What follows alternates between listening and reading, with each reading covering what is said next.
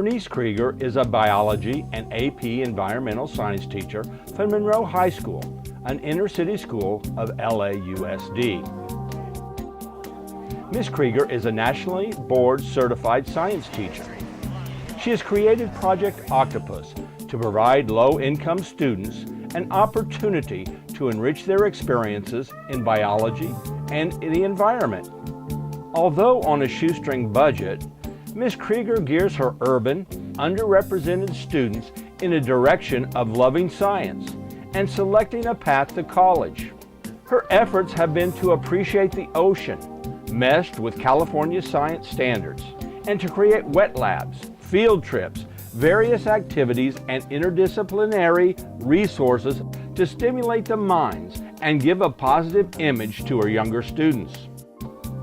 Project Octopus helps her students protect the environment, local watersheds, ocean, national marine sanctuaries, and the Channel Islands. Hi, I'm Bernice Krieger, and I'm standing in front of the LA Watershed, which goes directly into the Pacific Ocean.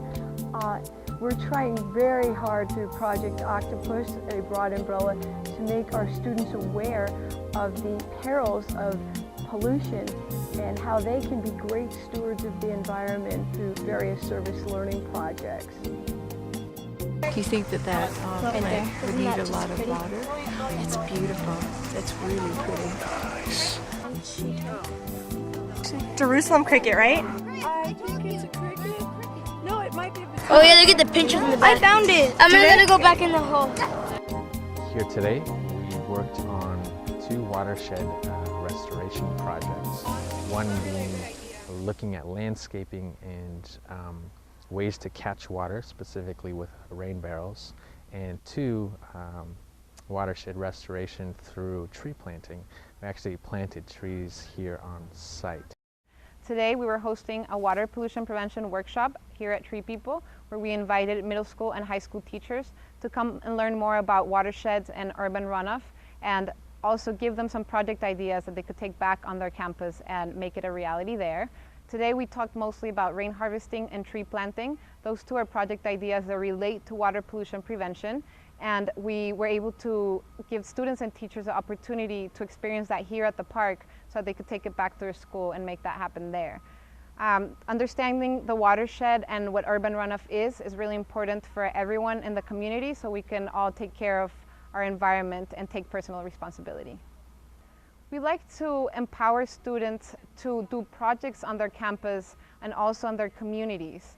And of course, here at Tree People, we promote tree planting. What we're trying to do is get students to realize that they have the power to make projects happen in their schools and in their communities, and they're able to create that change, that vision that they have. And as Tree People says, helping nature heal their cities.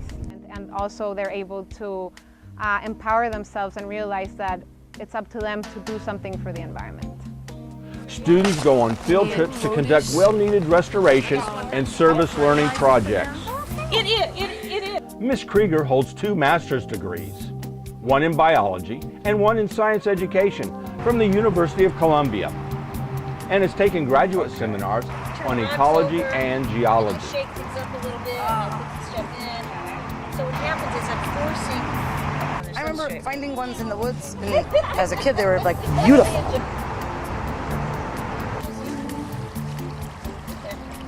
You want to hold it up?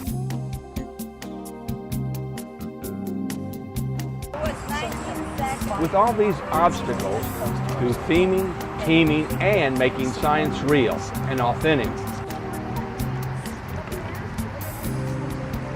This is beautiful. See this? That's an actual larvae. See the caddisfly, but the caddisfly.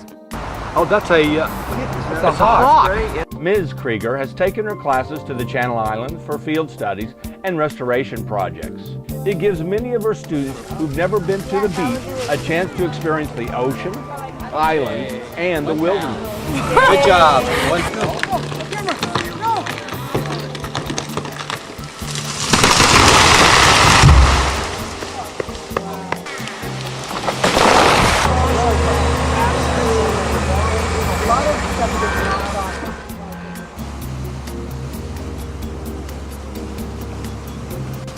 students are monitoring local waters, soils, and airborne particulate matter for health, thinking about climate changes and pressing issues of today because of this inspiring teacher who is worthy of recognition.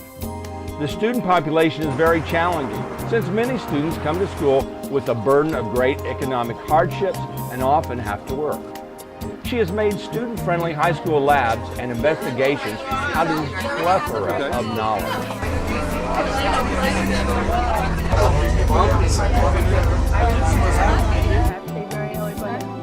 No, move it up from the equator or down from the equator. Spin it the same way and move it down from the equator, down. Does it go counterclockwise? My AP Environmental Science class will now come in, and they're going to do the Great Oil Spill Laboratory. And these are the materials over here.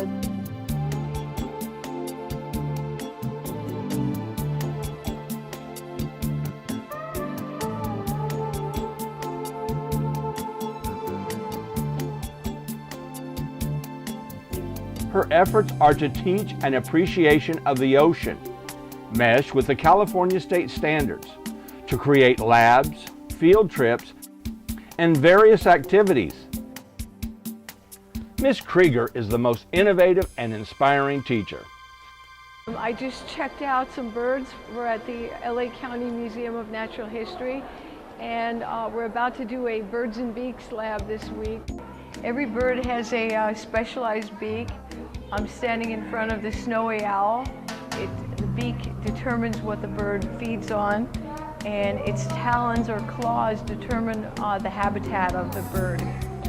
During this year, we're going to have some very impressive labs and lessons, activities, possible field trips, guest speakers, and we're theming ocean ecology.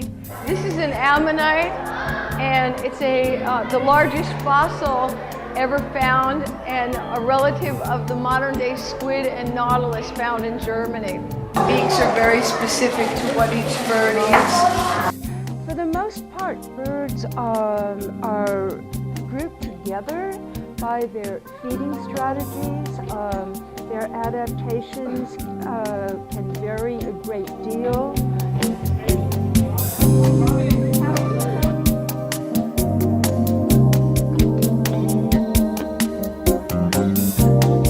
I just know by the color. I've just taken 47 students to Malibu Lagoon.